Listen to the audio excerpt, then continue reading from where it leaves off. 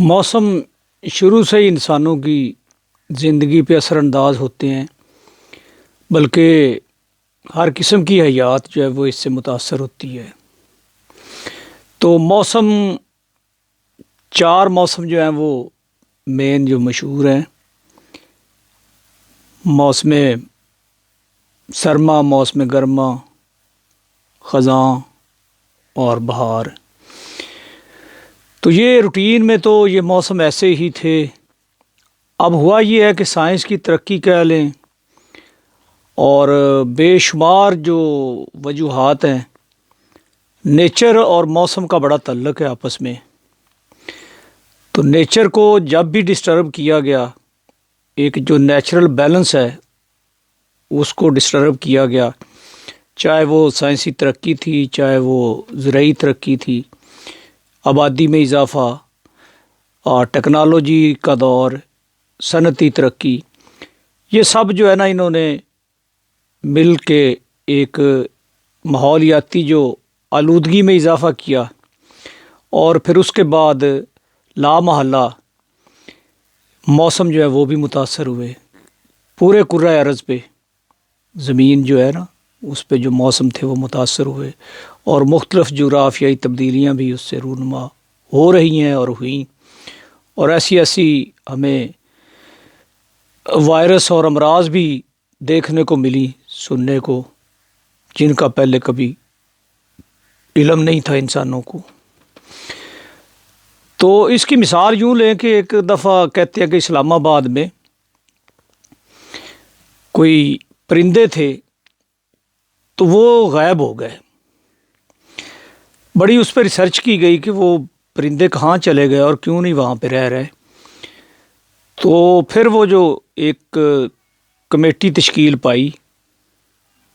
तो उसने फिर ये रिपोर्ट दी कि ये जो दरख्त लगाए गए ना ये आपने इंपोर्ट किए हैं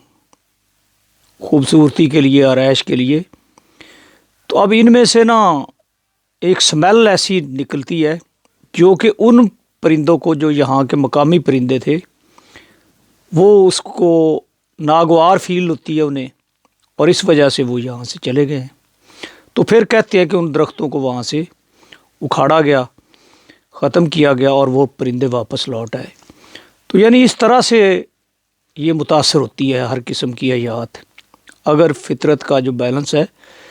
उसको मुतासर करते हैं हम और कर चुके हैं। तो इस वजह से पूरी दुनिया जो है ना वो मौसमियाती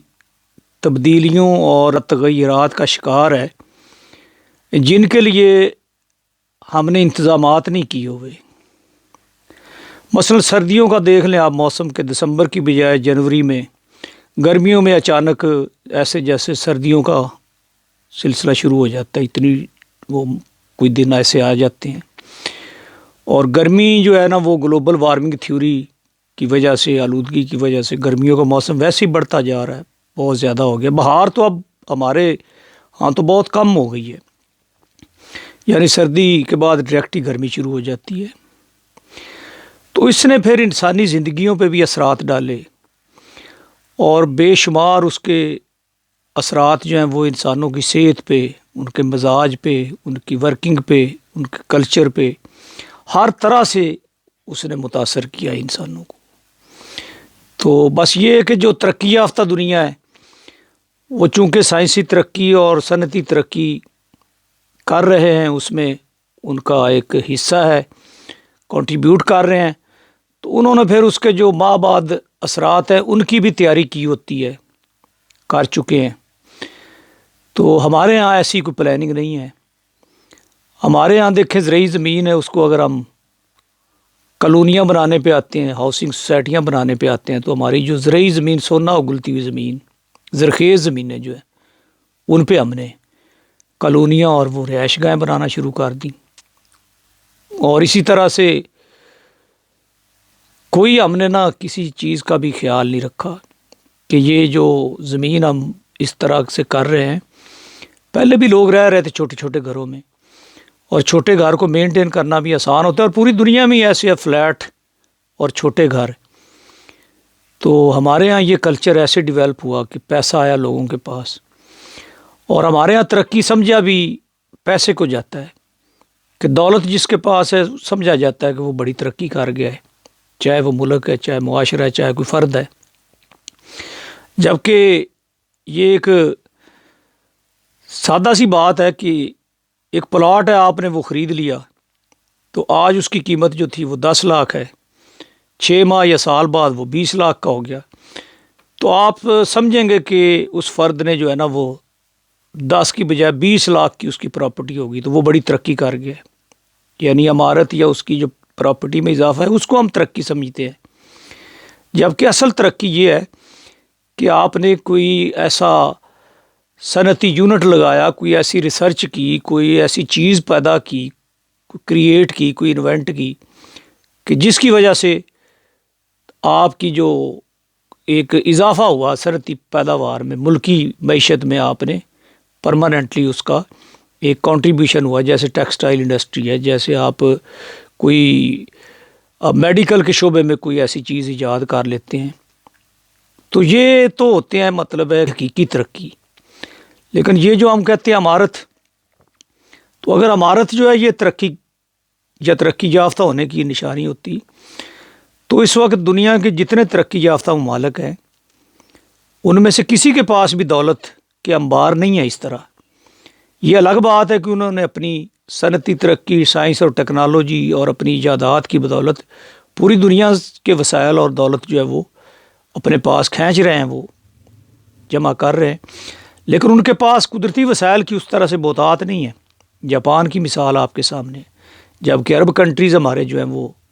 قدرتی وسائل سے مالا مال ہیں۔ ہمارے اپنے ملک کی مثال لے لیں، بلوچستان منرل سے اور مختلف قسم کے پتھر، اور اس میں آپ کہہ لیں کہ ریکوڈک، تانبا،